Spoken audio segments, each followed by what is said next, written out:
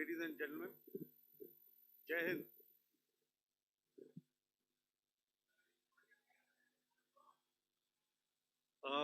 Welcome to this special press conference on Operation Sindoor.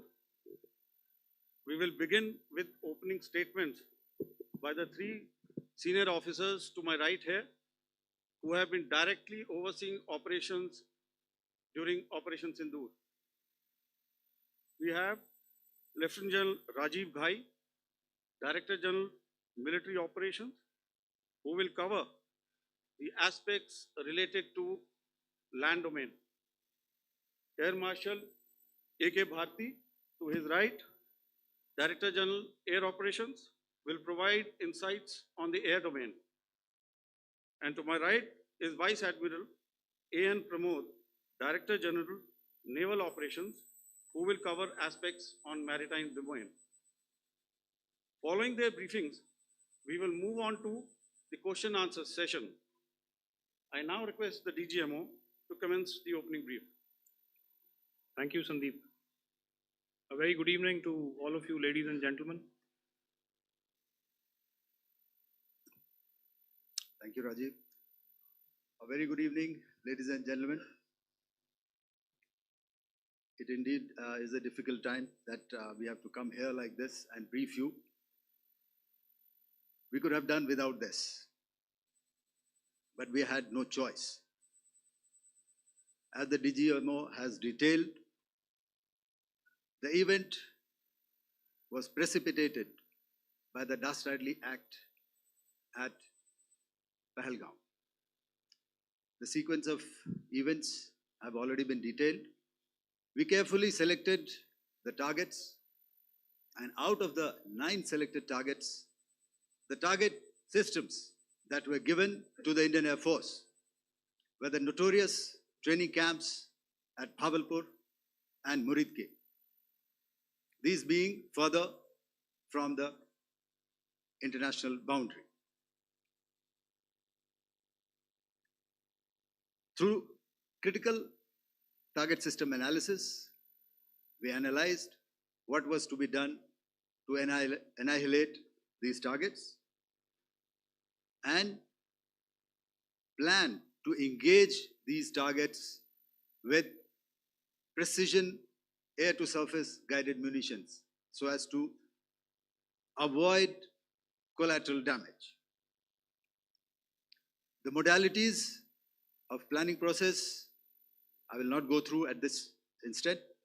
However, what I would like to show you is the results that we achieved through our targeted airstrikes.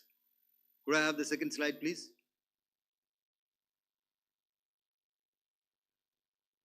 Yeah, change, please.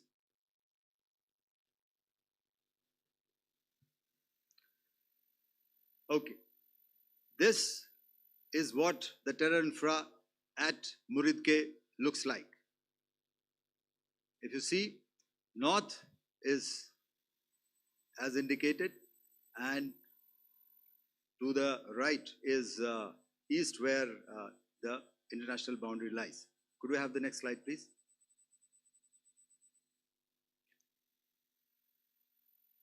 Orientating. Just go back to one slide.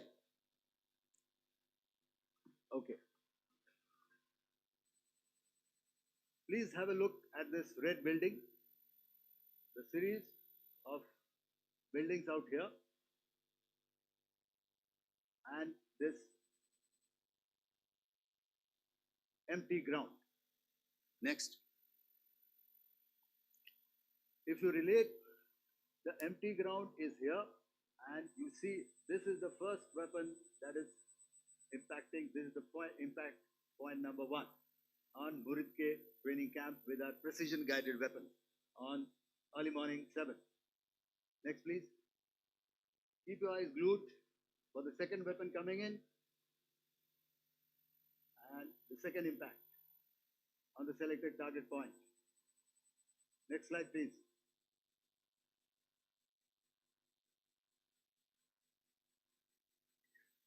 Third weapon, third impact. Continue. fourth weapon, fourth impact. So through these targeted and precision targeting, we addressed the target at Muridke, which was the turning infrastructure. Can you hear me? All right. Okay, I'll come closer to the mic. Now we go to the next target, which is the Bhavalpur training camp. Next slide, please. Okay, just wait. So the effect, if you see, the impact point, if I can point out, this is the impact point. The ammunition has gone through the roof and it has created a blast inside, the photographs of which you would have, all of you would have seen. And the red building, after that, there was this double-story building. It has been completely decimated by precision targeting. Next, please. The target system, which was in the north, a series of buildings. I'll show you how it looked. Next. Completely destroyed by our precision targeting. Next. Now coming to Bhavalpur, this is the target complex that we are dealing with, a fairly large target complex. So we had to carefully choose the points that we needed to address, which were high value and which would meet our stated objectives of eliminating the terrorists. I would like to draw your attention to this red canopy, and in relation to that, I would cover the targets. One target system is a series of buildings here, other one here, and other one out here. Next slide, please. This is how it looked before, and this is how the building looked after the impact of the weapon. And orientation in relation to this red canopy, you can see here. Next, please. Before, next, and after. The roofs have completely collapsed. Next. This is the target system. Next. Precision targeting, and we have achieved our objectives here. Next. All right. So that was what we did on the 7th. Our objective was to address these two terrorist camps, and that we did with precision. And thereafter, we maintained a robust air defense posture, because remember, our objective was to target the terrorist and terrorist infrastructure, not any other infrastructure, not the Pakistani military, not the Pakistani any other infrastructure. So that is what we have maintained on the 7th of May. However, what we saw in the evening of 7th of May, we were saturated with a raid of Pakistani unmanned aerial vehicles and small drones. And these came in waves in our civilian areas, over our military installations, and all of them were successfully intercepted. Few of them did manage to land. However, there was not much damage that they did. And we have our robust counter-US hard kill and soft kill systems which did the job. However, the difference here was that we had targeted the terrorists. The adversary now has targeted our civilians and the military infrastructure. So it had to be responded to. So in a quick and calibrated response, that very night, we struck their radar installations at Lahore and close to Gujranwala, the LYT installation, to indicate to him that we are ready, yet we do not want to escalate. Our fight was with the terrorists and not with the Pakistani military establishment. Thank you.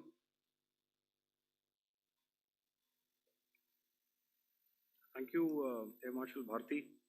So, ladies and gentlemen, he's outlined operations not only on the night of 6th and 7th of May, when Operation Sindoor commenced, but also on the subsequent night.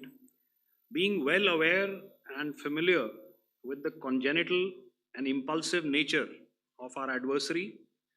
And even though we did attempt to reach out and communicate our compulsions to strike at the heart of terror to my counterpart in the immediate wake of Operation Sindoor, the request was brusquely turned down, with an intimation that a severe response was inevitable and in the offing. We were, of course, prepared. Operations on the 7th and the 8th, Air Marshal Bharti spoken about. On the night of 8th and 9th of May, they flew drones and aircrafts into our airspace all across the borders and made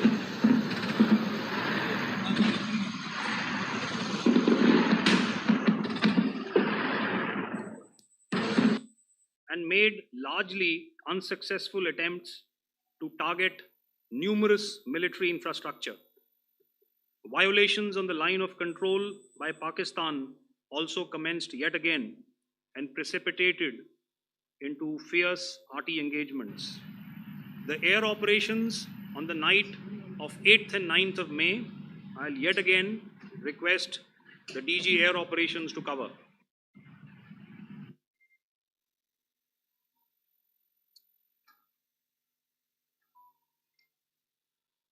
So I just covered what happened on the night of 7th and 8th. What we found that on the night of 8th and 9th, starting as early as 22:30 hours, our cities had a mass raid of drones, unmanned aerial vehicles, UCAVs, starting right from Srinagar, going down right up to Nalia. It was a mass raid in waves and it was relentless. However, we were prepared and our air defense preparedness ensured that there is no damage on ground or to any of the intended targets that the enemy might have planned for. The difference between 7th night and 8th night was that on 7th night, he sent in his Yeha class of UAVs. However, these UAVs can go some distance, they are armed. However, on the 8th, less numbers of armed UCAVs were there or UAVs were there, and more numbers of quadcopters, maybe for surveillance or just for harassment of civilians. This continued till midnight. Our air defense preparedness ensured that there was no damage on the ground, either to the military installations or to the civilians. However, the enemy had yet again shown that he wanted to up the ante and he wanted a fight, and we were up to the task. In a measured and calibrated response, we once again targeted his military installations, which included his SAM sites at Malirkant. This also included his surveillance radar sites at Lahore and close to Gujranwala. These were suitably addressed, and thereafter his drone attacks continued even till morning, which we countered, and during the daytime there was some respite. Here I would like to bring out another aspect. What we found was that while the drone attacks were being launched from somewhere close to Lahore, enemy had allowed his civilian aircraft to also continue to fly out of Lahore. Not only his own aircraft, but international passenger aircraft, which is quite insensitive, and we had to exercise extreme caution, even at the cost of some tactical disadvantage, to ensure that there is no damage to any of the civilian aircraft. And this was also brought out in our press briefing during the day. So I will now hand over to my colleague to cover the events of 9th onwards. On land, we also undertook certain measures such as deployment of air defense and electronic warfare assets to establish an integrated grid with the Indian Air Force. And I have seen and heard some of you wax eloquent about the benefits of such an architecture when it comes to negating and combating air intrusions. We also carried out deployment to include movement of our forces in the land, sea, and air domains.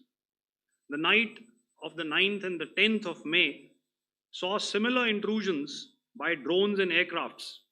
And this time, there was a concerted effort to target airfields and some very, very important logistic installations, albeit yet again unsuccessful and denied gallantly and efficiently, I must say, by the integrated Indian Air Force and Indian Army Air Defense.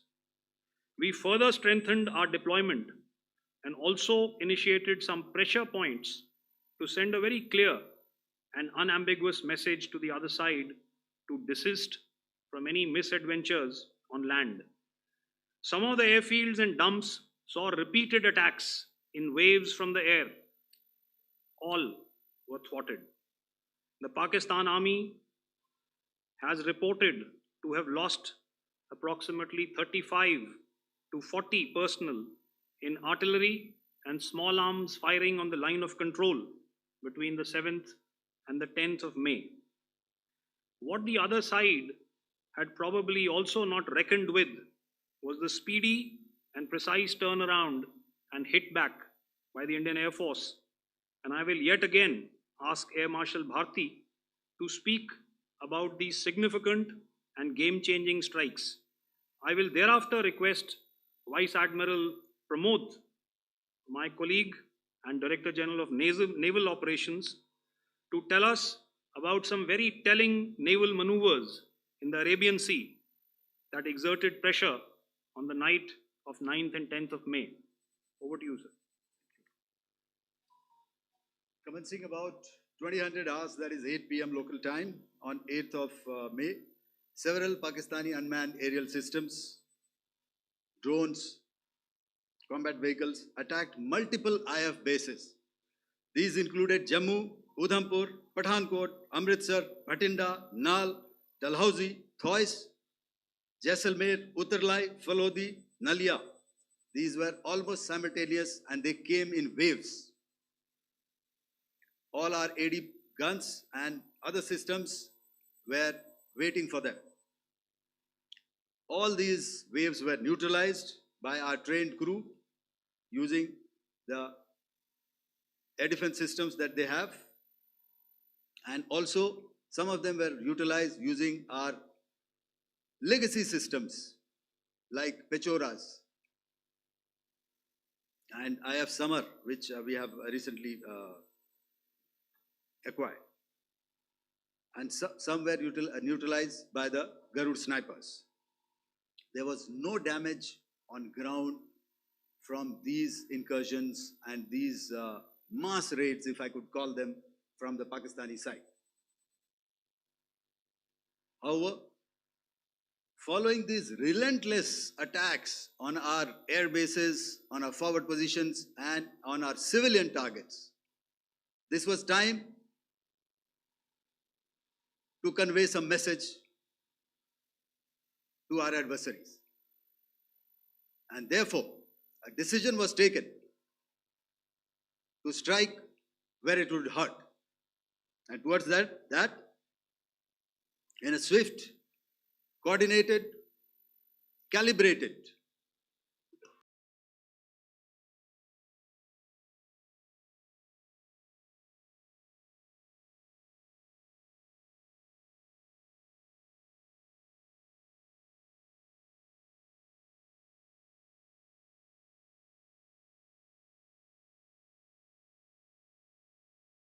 Chaklala, Rafiki, and mind you, Chaklala is Islamabad. Rahim Yar Khan, Sakar, sending a clear message that aggression will not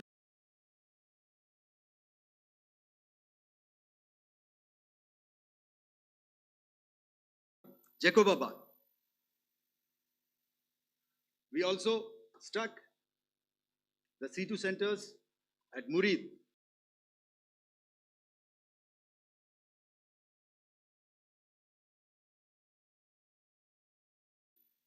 Rahimyar Khan airfield, and the unmanned combat aerial vehicle hangar at Sakar.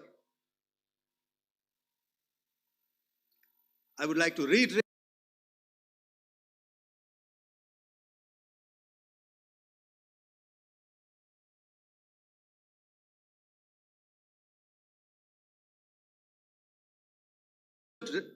response to instill good wisdom to our adversary to refrain from further escalation.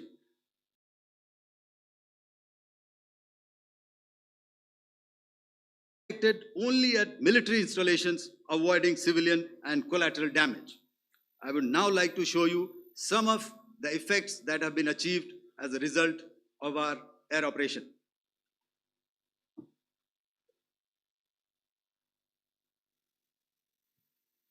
Here is the Pasroor air defense system. If you could see, zoomed up view.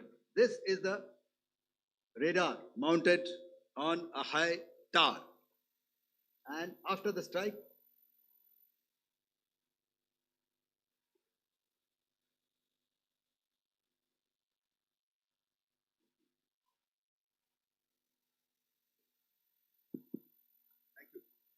can you hear me? Yeah, thank you. And after the strike, this is what has happened. This radar has been taken out, completely burnt. Next slide, please. The Chunia air defense radar, which was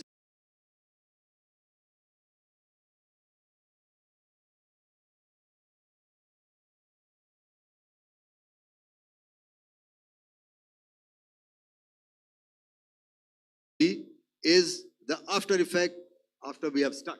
The radar head has been completely decapitated. Next slide, please.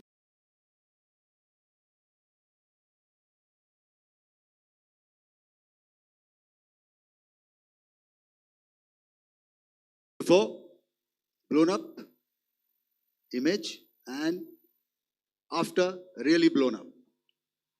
Next. Now coming to Sargodha airfield. Remember, this is one of their important airfields wherein they have a lot of assets.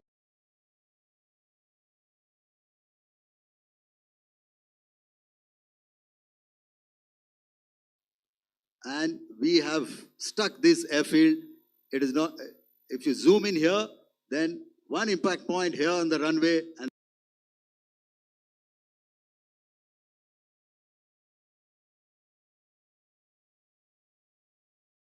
same here. Next. Rahimyar Khan. This is the area we have stuck. A deep strike out here.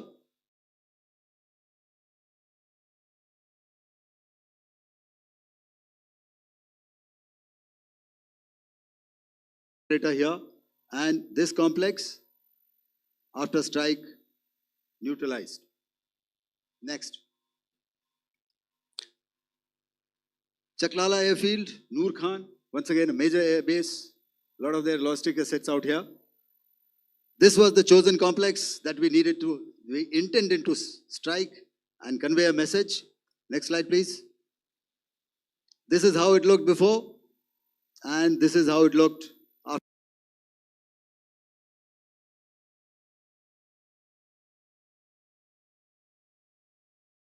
At Sakar, this is the radar site.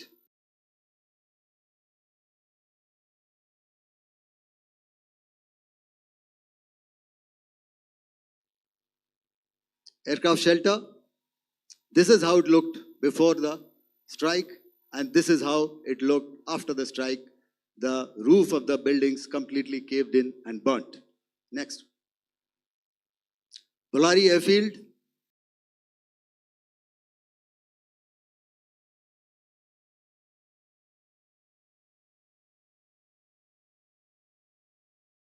Jacobabad aircraft hangar, And this is how it looked after. Next. So what I'm trying to convey here, ladies and gentlemen, is to start with, our fight was neither with the Pakistani military nor with anybody else who's there on the other side. Our fight was with the terrorists. We neutralized the terrorists that we selected to be neutralized, and thereafter, we only maintained the air defense posture. However, we were relentlessly pounded by waves after waves, night after night, by his UCAVs, by his drones, and by his other unmanned aerial systems. And that left us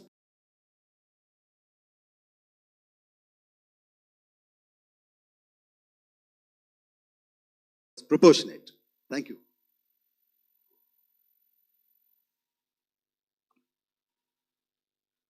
Good evening, ladies and gentlemen.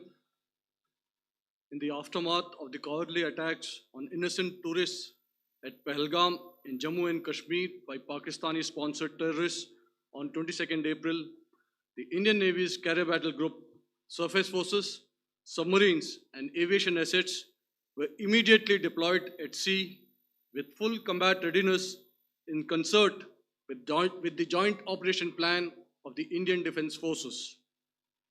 You may be aware that we tested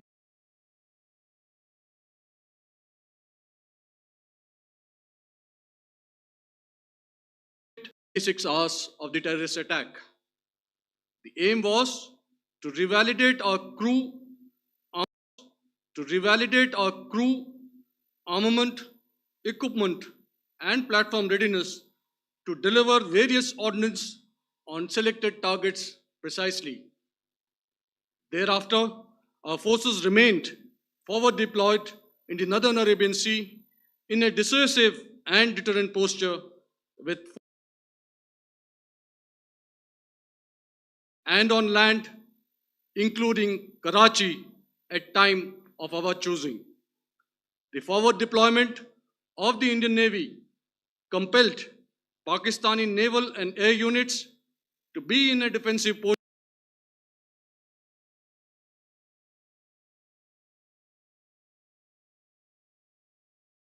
The Navy maintained seamless maritime domain awareness throughout the duration and was in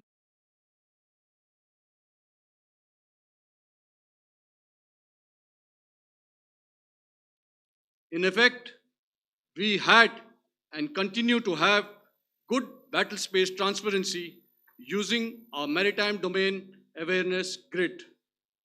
As you are aware, our response has been measured, proportionate. Accordingly, the calibrated approach considered all options, including the ability of the Indian Navy for offensive action from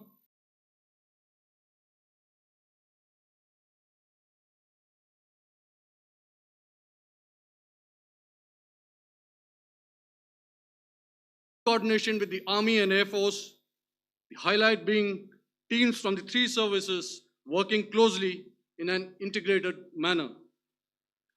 Along with the kinetic actions by the Indian Army and Indian Air Force, the overwhelming operational edge of Indian Navy at sea. Speak, Indian Navy remains deployed at sea in a credible deterrent posture to respond decisively to any inimical action by Pakistan or Pakistan.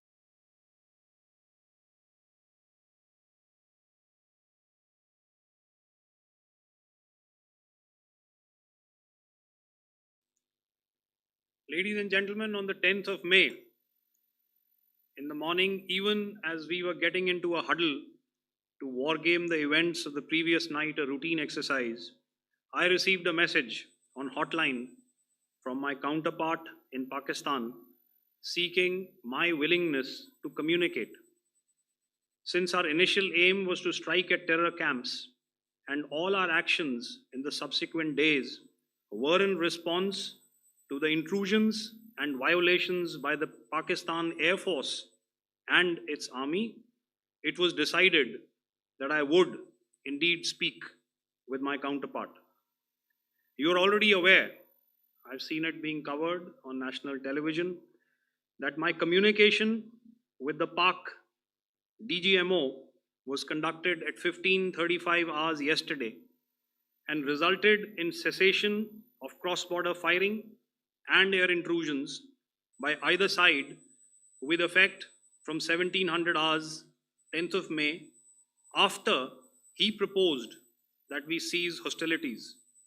We also decided to further speak on the 12th of May, that's tomorrow, at 1200 hours, to discuss the modalities that would enable the longevity of this understanding. However, disappointingly, and must I add,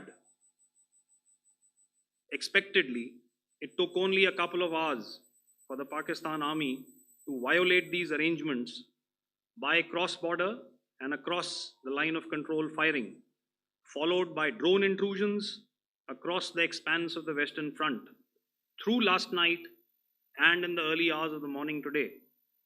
These violations were responded to robustly and dealt with as they must be.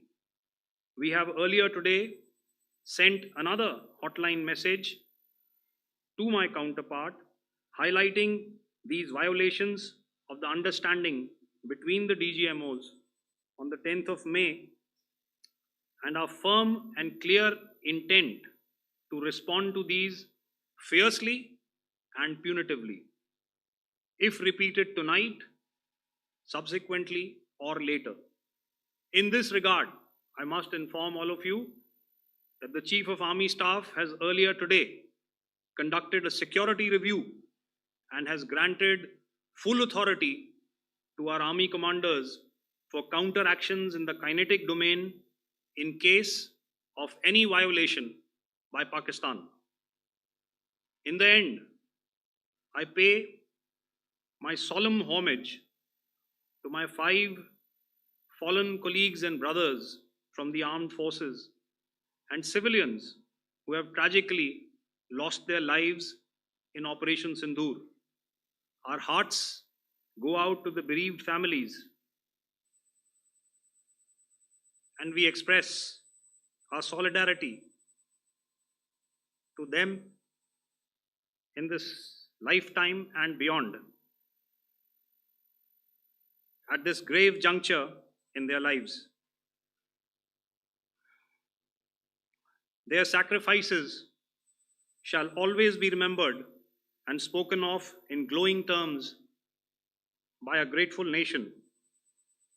We have thus far, ladies and gentlemen, exercised, and my colleague Pramod highlighted this, immense restraint, and our actions have been focused, measured, and non-escalatory. However, any threat to the sovereignty, territorial integrity, and safety of our citizens will be met with decisive force. Jai Hind. Okay, ladies and gentlemen, we are now open for questions.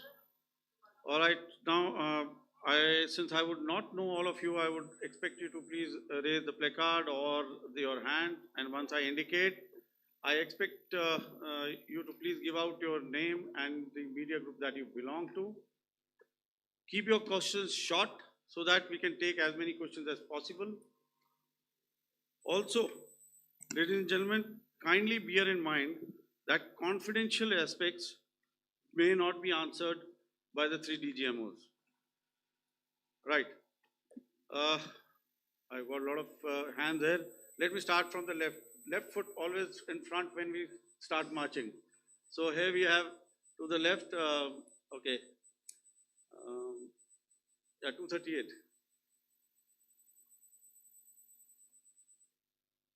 Hello. So this is Manas Pratimhuyan from PTI, Press Trust of India. So the understanding that was reached yesterday on stopping the military operations and actions, was it for just 3 days? And what would be the cost escalation if there is violation of this understanding by the Pakistani side. And my subsequent question would be that we have a kind of ceasefire agreement with Pakistan that was finalized in 2003. So will there be some kind of similarities in frameworks between the two kind of understandings, 2003 ceasefire agreement and the current understanding on stopping military operations? And again, what are the cost that will be incurring on Pakistan if Pakistan again resorts to this kind of terrorist activities, because we have made it very clear that the cost will be very high. So I would like to have your thoughts on it. Okay, so I'll answer the latter part of the question first. I also want to add that while the initial ceasefire agreement, as you correctly pointed out, is of the 2003 vintage, but I must remind you that in 2021, in the month of February, and this was then when the crisis in eastern Ladakh was also on, the two DGMOs had spoken and arrived at a ceasefire understanding that lasted right up until this unfortunate attack at Pahalgam. Once our Foreign Secretary had announced the decisions of the CCS in the immediate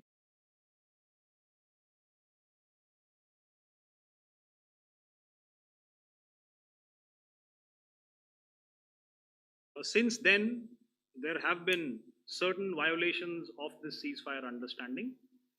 And of course, after the 7th of May, like I pointed out,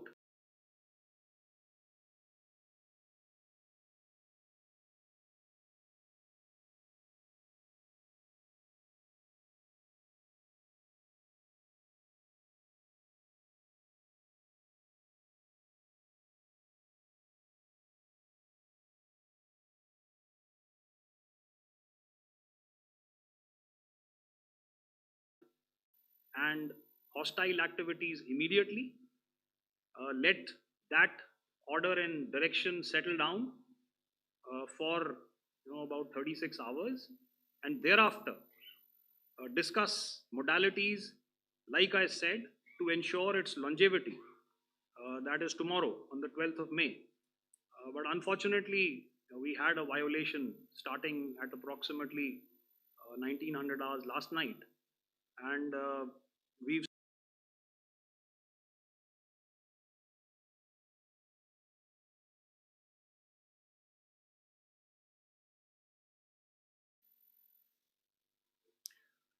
All right.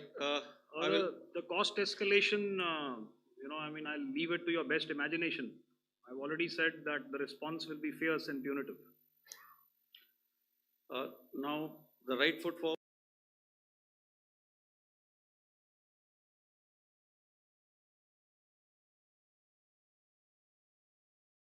Sir, I'm Ajit Dubey from ANI, sir. Sir, my question is,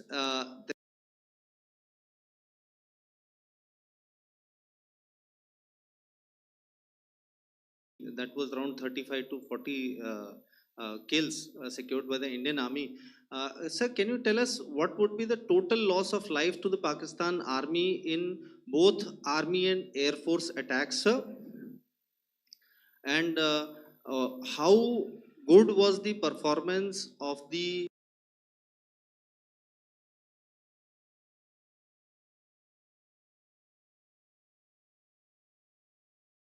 one No line, multiple questions, please. sir? All right. And since, sir, we have achieved such a spectacular, we have made good achievements in this entire operation, can we say that we have emerged victorious, or we have a big upper hand over the Pakistanis in this entire conflict? Thank you very much, sir. So I'll answer the question about the loss of lives on the other side. Of course, there are various means to ascertain that number. There is information from various agencies that come in. There are, of course, on the line of control, other ways to find out as to what has been the effect of what you are doing there in ceasefire violations. So therefore, I mentioned 35 to 40 on the line of control.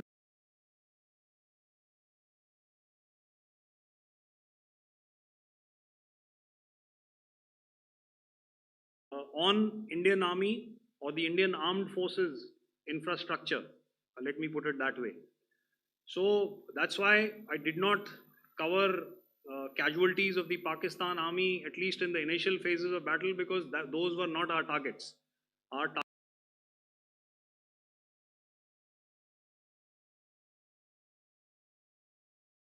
air intrusions and air operations on our infrastructure. We've used heavier weapons, and of course, there would have been casualties, but those are still being assessed. The effects of the weapons that you mentioned, I will request Air Marshal Bharti to apprise all of you about those. Good evening, Mr. Ajit. How are you? Ajit, okay, you're meeting after some time. I never mentioned about any of the weapons that we used. Check. Okay. What I was saying, that I never mentioned of any of the weapons, the caliber that we used. All right, so we'll leave it at that, to say that whatever methods and whatever means we have chosen, it had the desired effects on the enemy targets. How many casualties? What?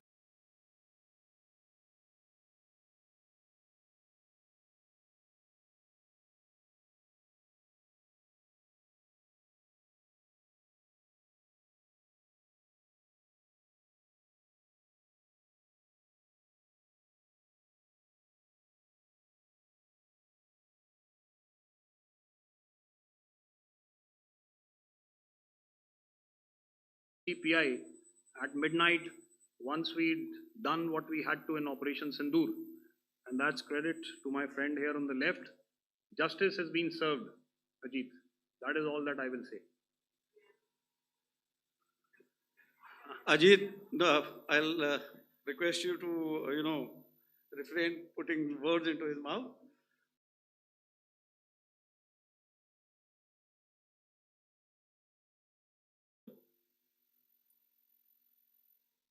Sorry, 47. No, one more.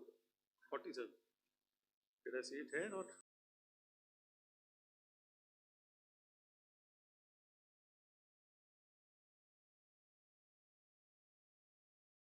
Start, please. Hi, sir. Good evening. This is Shivam Patel from Reuters News Agency. Thank you for giving me the opportunity. My question, sir, is how many military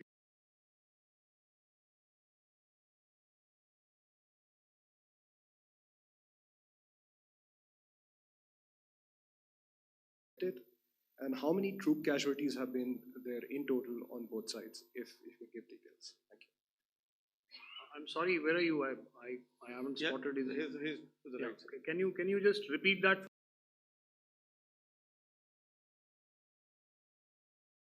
Military targets in total did the Indian Armed Forces strike in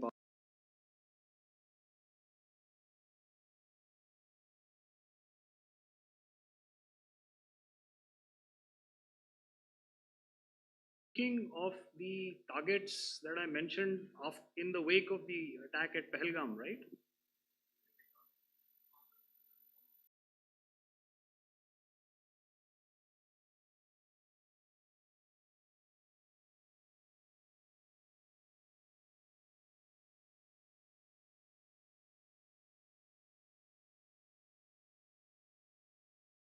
Have been in the air. There have been certain attempts on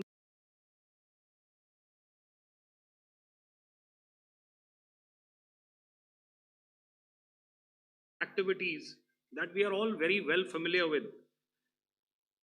Whether these are by terrorists or by the Pakistan Army or its special forces and commandos is difficult to say, but each of these have been effectively thwarted. So therefore, as far as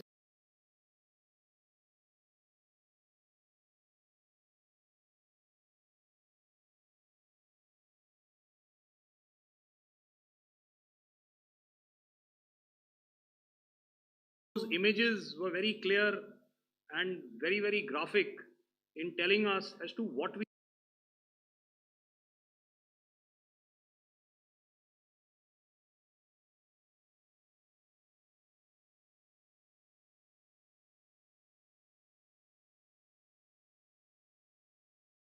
Please. Okay, if I could add to what the DGMO has said, I have already detailed the targets. Now, whether it is X numbers or Y numbers is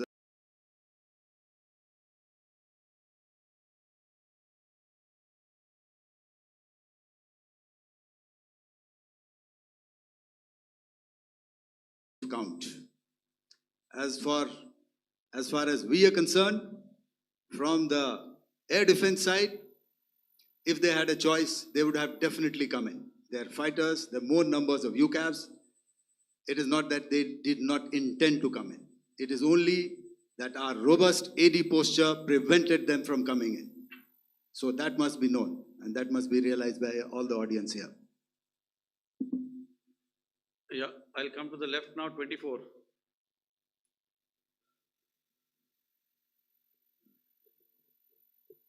Good evening, sir. This is Anvesh Rath from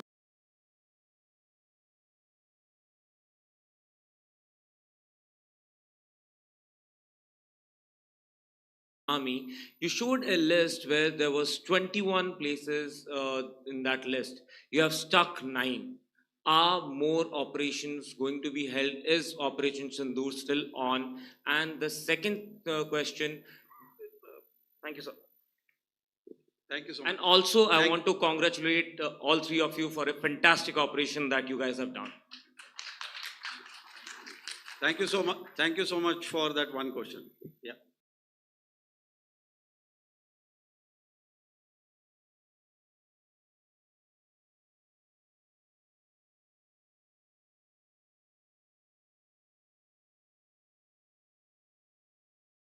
In a position to share those right now.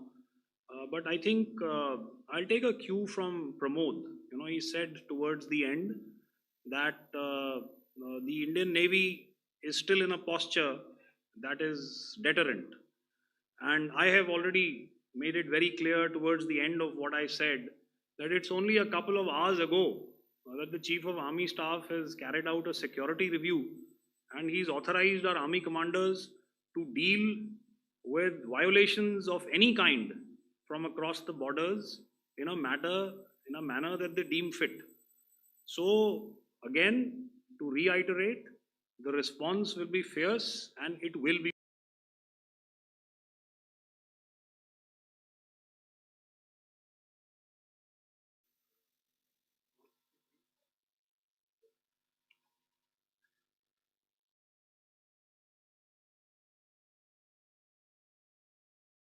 I'll go back this side now.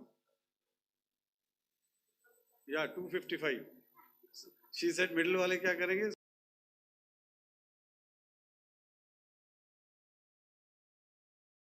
Indians, thank you very much.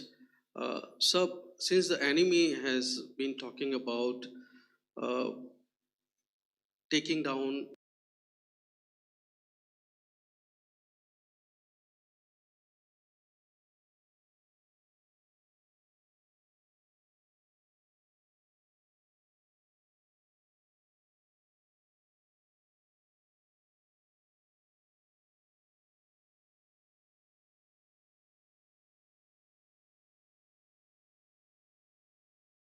so I believe that we need to answer, in case if you can, sir, if you may allow. The question is for me? Yes, sir. Okay, and if I get it right, you want to know how many of their planes we have downed? Yes, sir. Yes, sir. All right. See, as I said, their planes were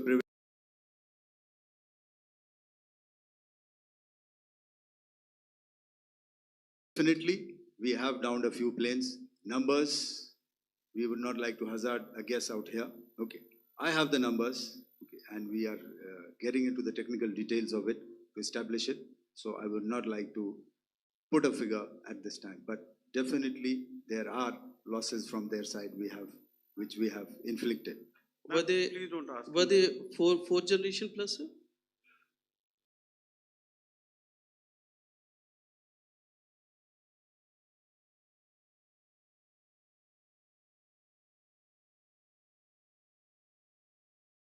Three.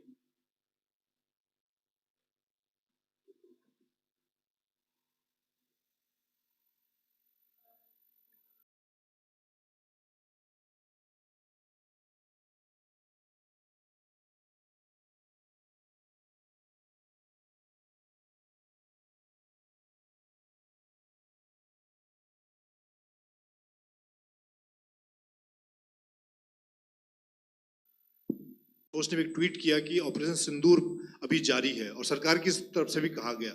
और पिछली बार जब विदेश मंत्रालय की press conference पहली हुई थी उसमें वो लिस्ट दिखाई गई थी कि 21 टेरर कैंप आइडेंटिफाई किए गए हैं। तो क्या जो बाकी बचे हुए टेरर कैंप उन पर भी कार्रवाई होगी, और एक नंबर अगर आप बता पाएं कितने टेररिस्ट मारे गए?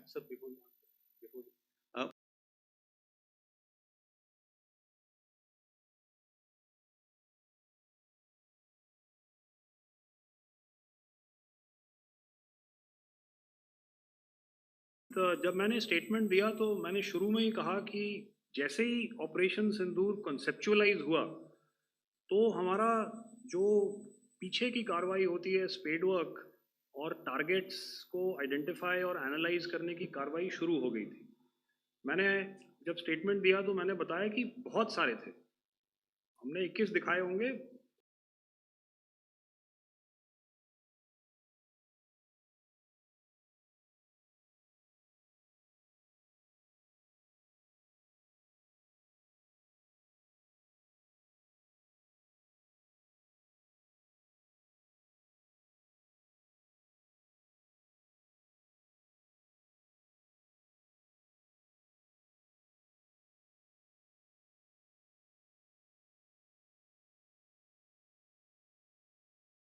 जो इंट एजेंसीज ने अभी तक असेसमेंट किया है उसमें उन्होंने कहा है कि तकरीबन 100 से ज़्यादा मारे गए हैं। और एक आज आपने तस्वीर भी देखी कि काफ़ी प्रोमिनेंट जो फ्यूनरल था, काफ़ी प्रोमिनेंट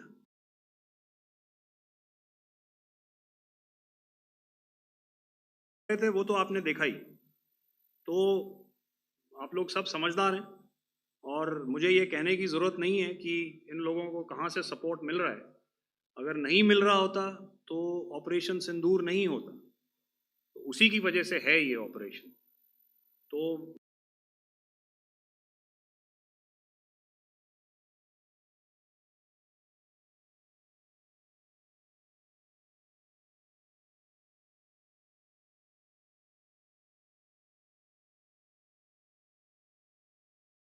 TV9 भारतवर्ष से।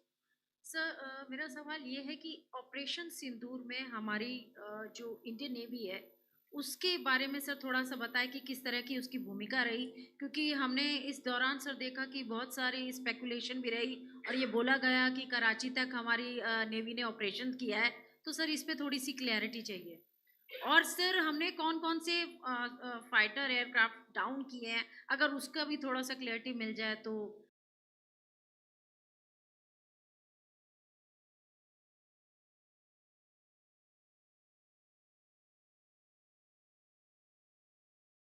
First of all, as I mentioned, we have quantitative and qualitative edge to deliver a massive blow to our adversary, and we completely dominate in the maritime front. Indian Navy's action is part of the escalation ladder mechanism which we have worked out amongst 3 services. This time, if Pakistan dare take any action, and Pakistan knows it, what we are going to do. That's all. आपके सवाल का जवाब मैं पहले दे चुका हूं। आपके सवाल का जवाब मैं पहले दे चुका हूं, इसलिए मैं बस उस तक ही सीमित रखूंगा और इतना कहना चाहूंगा कि आने वाले दिनों में आपको खुद ही पता चल जाएगा और ऐसी बातें छुपी नहीं रहती हैं, तो पता चल जाएगा। So at this time we'll just let it be. Okay, ladies and gentlemen, we have one or two more questions, sir. So please, they are going to be outside. You can speak to them there also. 104, 104.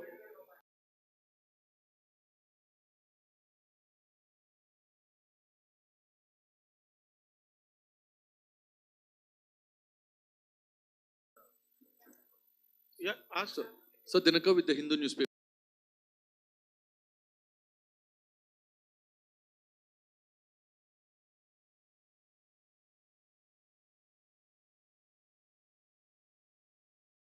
Things about our platforms, including Rafales. I mean, Pakistan claiming that Rafale has been downed, etc. Can you put that questions to rest and clarify on that? I guess that question is for me. All right, I'm happy that you've asked this question. You know, we are in a combat scenario, and losses are a part of combat.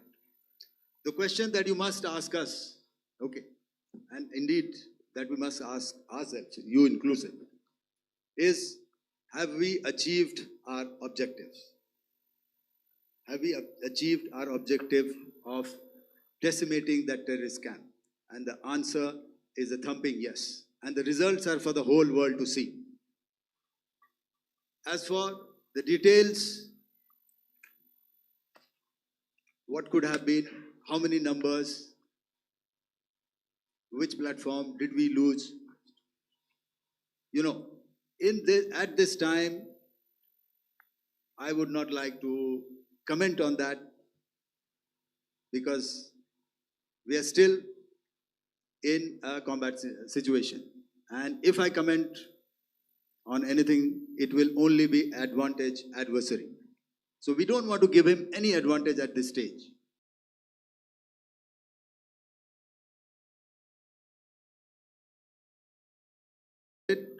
And all our pilots are back home. Thank you. Okay, hold, please don't, please be civil here. So we'll have 220 now. Hello sir, this is Anita Chaudhary sir from Swadesh newspaper. मेरा सवाल है क्योंकि ये हमारे जो पहले जो action रहा वो आतंकवाद के खिलाफ रहा, तो आतंकवाद में अजहर मसूद की तरफ से एक बयान जारी किया गया था जिसमें उन्होंने कहा कि हम इसका बदला लेंगे और जाल जाल रुलाएंगे। तो क्या अगला, अगर खुदा न खास्ता अगला टेरर अटैक किसी भी तरह का होता है तो क्या उसे एक्ट ऑफ वॉर में हमारी तरफ से लिया जाएगा और उसका क्या माकूल जवाब दिया जा सकता है? मेरा इसमें सिर्फ एक ही जवाब है आपके लिए कि हमने अपनी कार्रवाई करी। हमने उसके बाद मैंने अपने स्टेटमेंट में भी बताया कि ये कम्युनिकेट करने की कोशिश करी कि हमने इस तरीके से ये जो स्ट्राइक्स हैं वो क्यों की। लेकिन जो हमारा एडवर्सरी है उसने जैसे मुनासिब समझा वो कार्रवाई करी।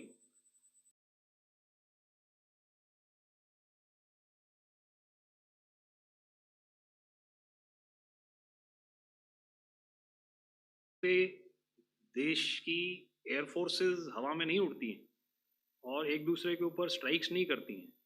हर रात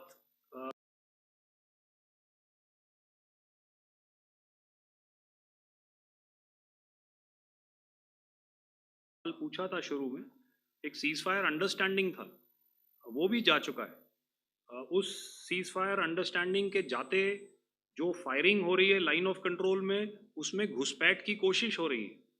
आमतौर पर ये घुसपैठ लाइन ऑफ कंट्रोल में टेररिस्ट करते हैं, लेकिन हमें इंफॉर्मेशन है कि हो सकता है ये पाकिस्तान आर्मी की टोलियां भी हों जो हमारे पोस्ट के ऊपर खामी पहुंचाने की कोशिश कर रही हैं।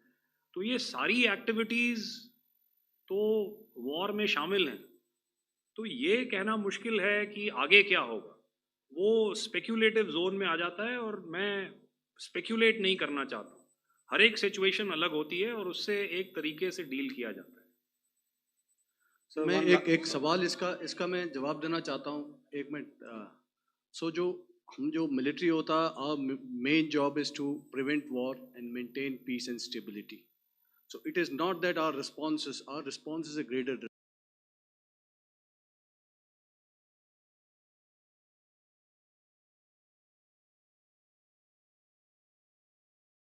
थोड़ा सा कोशिश किया तो हमारे एयरफोर्स एंड आर्मी ने क्या किया, तो मिलिट्री टारगेट्स हैं उनके ऊपर थोड़ा।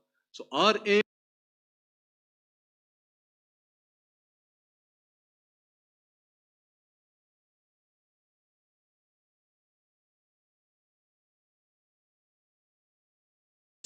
and 25, and after that no more, please. Sir, this side. Ladies and gentlemen, please Sir. maintain.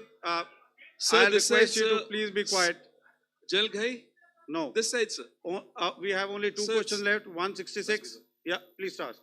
So Rahul. I'm Rahul Singh from Hindustan Times, sir. So you were totally on top of the game in the kind of losses you've inflicted on the enemy. I mean, we saw the slides and everything. So it kind of comes across that you were batting it 99 and you decided to declare your innings. What are your thoughts on that, sir? And do you think, are you weighing the option of the Pakistan army using this time, buying this time of the so-called ceasefire, or the understanding? And you talked about how they could not be trusted. So buying time to kind of build up their war reserves, getting stuff from their friends like Turkey or China, are we considering that possibility, sir? Look, see, the call came from the Pakistani side to speak about cessation of hostilities. What pauses mean during such conflicts is known to everybody. You know, I don't want to go into the pros and cons of how preparation for war is made. You know, that is a process in itself. But I think my senior colleague here, the DG Air Operations, spoke, or he alluded at least, you know, to what this operation was precisely and specifically meant for. And I think that's something that we achieved, you know, right at the outset. Had we had the option not to go further, we probably wouldn't have. But we've been compelled to be in this situation. And as you've seen, the armed forces of India, and you know, you've got the three Director Generals sitting here, we are always prepared to face any eventuality. And like I said, that's for the sovereignty, the territorial integrity, and the safety of our citizens. So whatever has to be done will be done. You know, I'm not so concerned about what Pakistan will do in this time. I'm only concerned about what we will do. We have a roadmap and a plan, and we will follow it diligently, and we will follow it to the T. You know, that's the contention that I want to make here today. Ma'am, please. Okay, the last question, and ma'am, 25, she has been asking since Sir. the first one. Sir, I'm Nandita. Sir, She's not asking a question. Sir, I'm Nandita Dagar, DAGAR from DD News and DD India.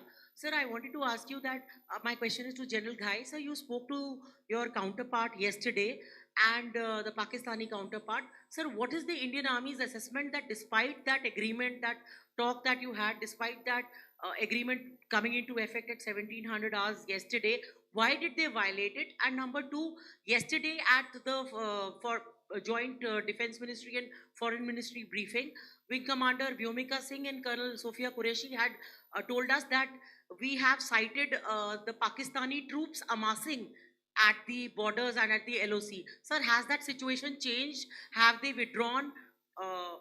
And sir, if in case, despite now there is a lull, of course, but if tonight again, if the enemy again carries out shelling and aerial intrusions through drones, what is going to be our response, sir? Thank you. So without outlining the specifics of that response, I've already made it clear that there will be a response, and it will be fierce and it will be punitive. Why the Pakistan army chose the option of violating the understanding that was arrived at earlier yesterday, I think that's a question that we best answered by the Pakistan DGMO. I wouldn't be able to, give you that. But, in situations such as these, and if you go back into any conflict, sometimes these understandings take time, to fructify and manifest on ground. But without, getting into the reasons, it is our mandate to be prepared at all times, and that we were. It's not as if because there was an understanding we weren't prepared. I must tell you that the armed forces were on a very, very high alert, and they continue to be in that state even as we speak. Oh, all right. Ladies and gentlemen, please, ma'am, please. Okay, thank you so much for coming today. Those who have missed asking a question, those who have missed, see, I knew I'll grab this attention from you like this. Those who have missed the opportunity to ask a question can give me a written one. I will definitely get back to you with that. And also, they are they are invited for a cup of tea in my office day after tomorrow. Thank you, ladies and gentlemen, for coming. Thank you. Thank you very much. Jai Hind. Jai Hind.